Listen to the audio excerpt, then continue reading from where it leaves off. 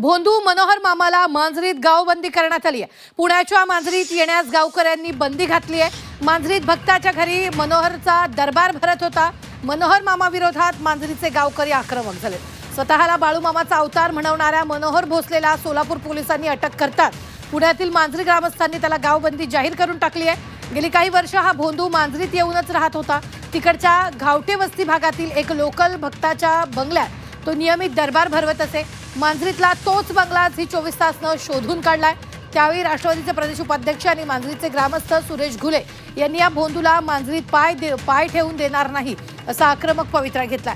विशेष म्हणजे त्याच राष्ट्रवादीचे काही आमदार खासदार या भोंदू मनोहर भोसलेचे भक्त आहेत। जणू म्हणूनच मांजरीकरांनी या भोंदू विरोधात घेतलेली भूमिका अधिक महत्त्वाची वाटते। पाहुयात पुण्यातील मांजरी गावात नेमकं कोणत्या भागात या भोंदूनं आपलं बस्तान बसवलेलं होतं।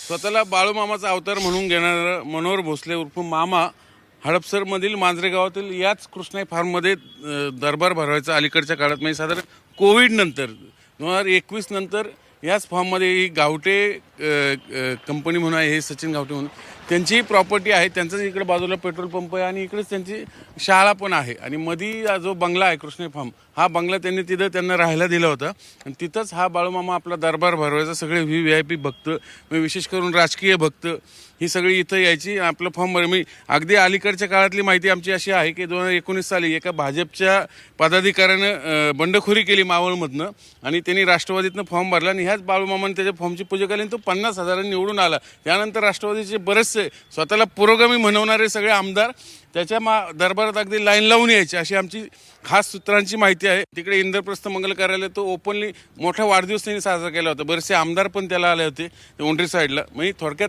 तिकडं त्याच्यावरनं गुन्हा दाखल झाल्यानंतर बारामतीत आणि तिकडे उंदरगावला लोकांनी त्याला सहकार्य करण्यास नकार दिल्यानंतर त्यांनी बस्तान अलीकडे इकडे बसवलं होतं।